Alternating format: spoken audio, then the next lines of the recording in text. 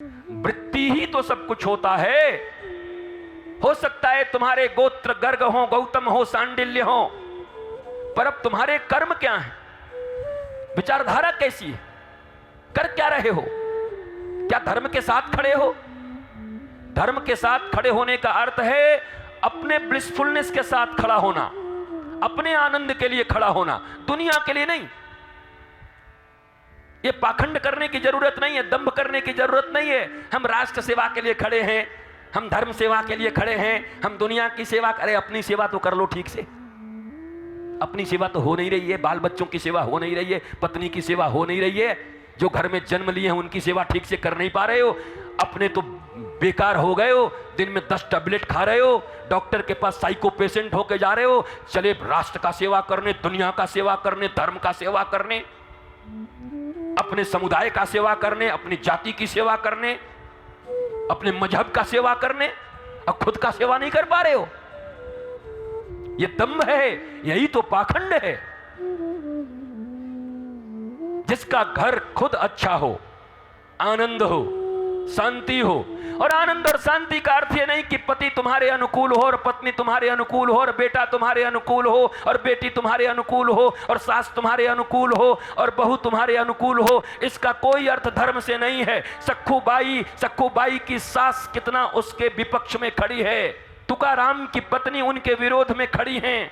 ऐसे ही जितने भी लोग हुए, किसी का बेटा, किसी का बाप, किसी की मैया, किसी के परिवार, सब विरोध में खड़े हैं, पर उनको कोई फर्क नहीं पड़ता। दो धर्म के मार्ग पे चल रहे हैं। इसलिए तुम ये मत निराश होना कि गुरुजी सही कहते हैं, हम धार्मिक हो ही नहीं सकते, जब हमारा घर ही ठीक नहीं है, हमारा बेटा ही अच्छा नहीं है, तो हम धार्मिक कैसे हो? तुम हो सकते हो। बेटा भाड़ में जाए, नदी नाव का संयोग है, जन्म लेके आया है, उधार लेने आया है।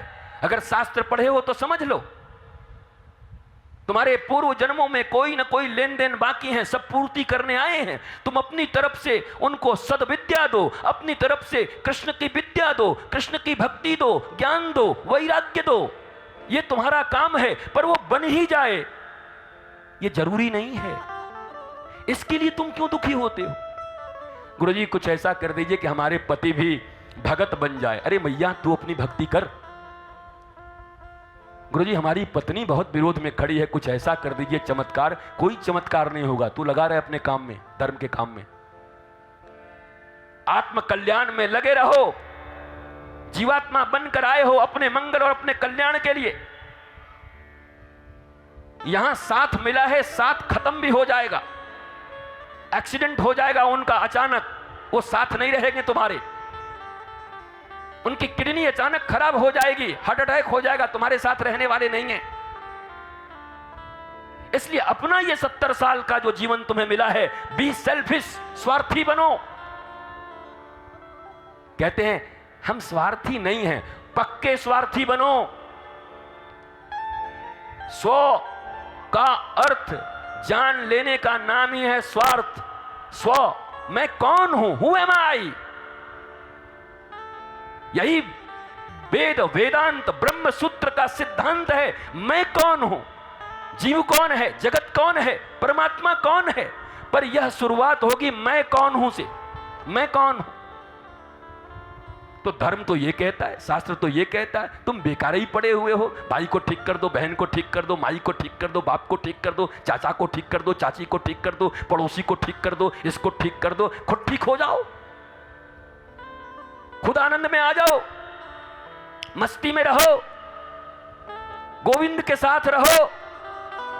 पक्ष में है तो भी ठीक, विपक्ष में है तो भी ठीक। कहीं को इतना चिंता कर रहे हो? प्रहलाद का बाप ही उसके विपक्ष में खड़ा है। पिता का अर्थ होता है जो अपने पुत्र, अपने संतति की रक्षा करे। पर दुर्भाग्य देखो प्रहलाद का कि अपना बाप ही रोज मारने पर पड़ा हुआ है। कभी सर्पों से डसवा लेता है, कभी पहाड़ों से फिकवा देता है, कभी हाथियों से कुचलवा देता है। अरे तुम तो लोगों के लिए कहते हो, पड़ोसियों के लिए कहते हो। प्रहलाद बेचारे की जिंदगी देखो, अपना बाप ही जान के पीछे पड़ा हुआ है। पर भागवत से क्या सीख रहे हो इतनी बार सुन के? 100 बार प्रहलाद का जन्म करा चुके, 150 बार नरसिंह भगवान का प्राकट्य करा चुके, 500 बार हिरण्यकश्यप को मरवा चुके, पर तुम्हारा अज्ञान मरता नहीं है।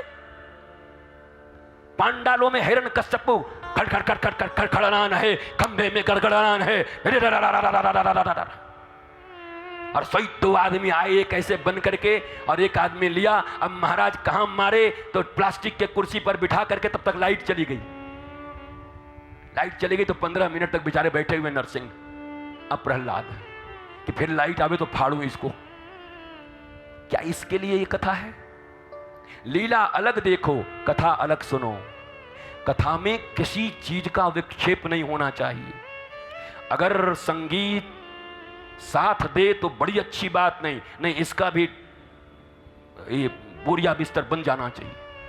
कथा में मूल कथा होनी चाहिए। भागवत के विषयों के ऊपर युगानुकूल धर्म के अनुरूप आदर्श चर्चा प्रस्तुत करनी चाहिए।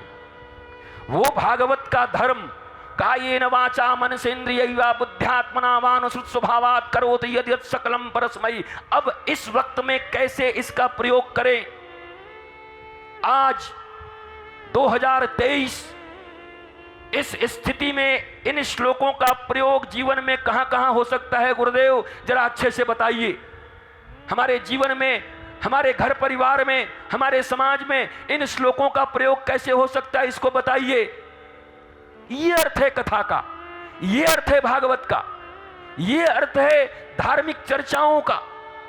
ये अर्थ अनुष्ठान नहीं है। अनुष्ठान पूरा कर दिया, तुमको क्या मिला, हमको क्या मिला, कुछ खबर ही नहीं। इस अनुष्ठान का इतना ही मतलब है। भागवत आज की डेट में हमारे जीवन में कितना प्रासंगिक है। प्रासंगिक तो 100% है, पर विवेचना अगर उस अनुरूप हुई और तुम्हारा हृदय अगर स्वीकार करने के लिए राजी रहा, एक्सेप्टेंस रही, तब यहां तो परीक्षक बन के आते हो, परीक्षाएं लेने आते हो। बाबा ने यह श्लोक नाई बोलो, तो तुम जानते ही हो तो बन क्यों नहीं आ रहे हो? हमसे काहे सुनना चाह रहे हो? जिस श्लोक को मुझसे सुनना चाहते हो वो तुम जानते हो ना, तो बन जाओ। हो नहीं गए अब तक। अगर हो गए होते तो ये बात भी कहने की जरूरत नहीं थी, क्योंकि फिर तक तो तुम मस्त रहते, प्रसन्न रहते, खुश रहते। तो ये विवेचना ये नहीं है, ध्यान देना होगा।